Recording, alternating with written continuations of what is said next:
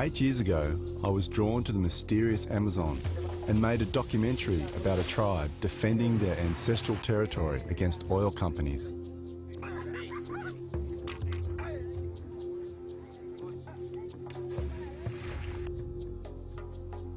Enticed by the mystery of ancient knowledge, I'm returning 8 years later with my new family to meet some of the keepers of the knowledge, the medicine men, the tribal shamans. I'd heard about a sacred vine called Ayahuasca, which enabled the shaman to have visions of the future and communicate with the spirit world and the natural kingdom. I knew that historically, altered states of consciousness have been an integral part of many cultures, and in tribal societies, these states have often been induced by taking hallucinogenic plants, with the shaman acting as the spiritual guide. I was curious as to why the United Nations had outlawed ayahuasca, and I wanted to experience the ayahuasca ritual and gain insights into the shaman's world. My journey would lead me head-on into the global war on drugs. Every society chooses a small number of substances, no matter how toxic, and enshrines them in its cultural values, then demonizes all other substances, and then persecutes and launches witch hunts against those users. I am thrust into life-threatening situations between worlds of opposing values.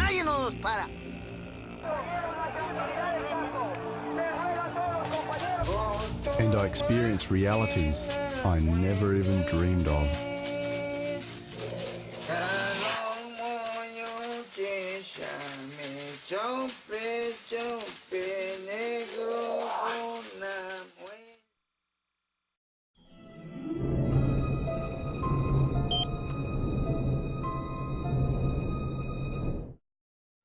When the local logging companies decided that the last patch of forest, Terania Creek, needed to be logged, many of the local residents who shared similar feelings and experiences in the forest felt that they were obliged to try and stop that happening, and so we stepped in and had a blockade here, and a few years later it was declared a national park.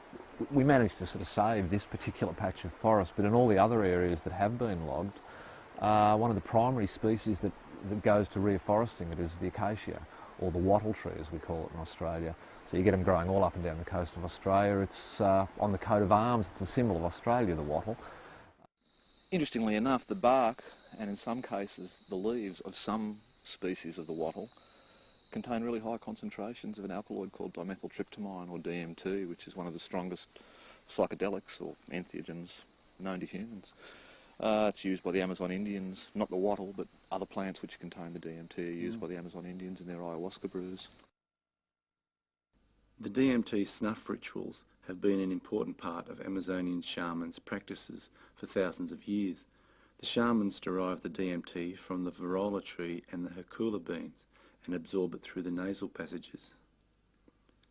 The snuff is said to be used to induce a trance, to see visions, to communicate with the spirit world, and drive away evil spirits. Woke up and I was feeling free, so I reached for a branch on the wattle tree, and it was not too bad.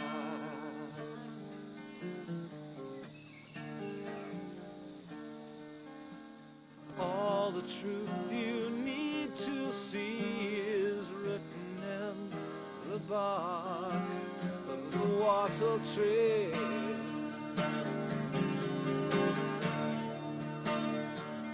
I think the fact that, in the case of DMT, a match head-sized piece of orange wax can pull your entire philosophical world out from under you in about 15 seconds is very, very interesting.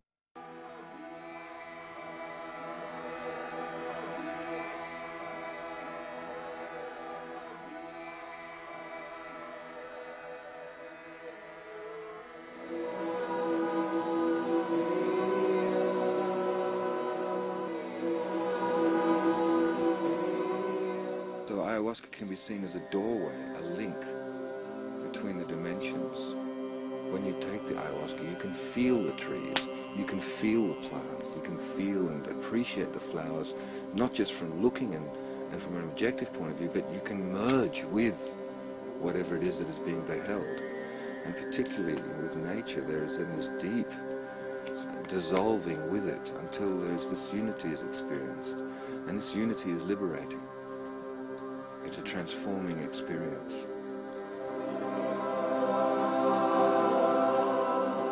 When you ask yourself, what is this all about? Why are we here? You encounter many theories and religions and ideas and beliefs. But ayahuasca is the one thing that will give you a direct experience of something truly divine. Yeah, with ayahuasca I discovered my heart, and I discovered that I can love every piece in life, that every person without any judgment.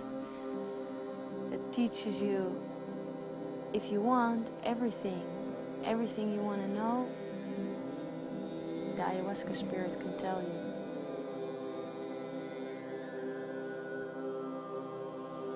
In the West, we really need ayahuasca. We've become very separated from nature.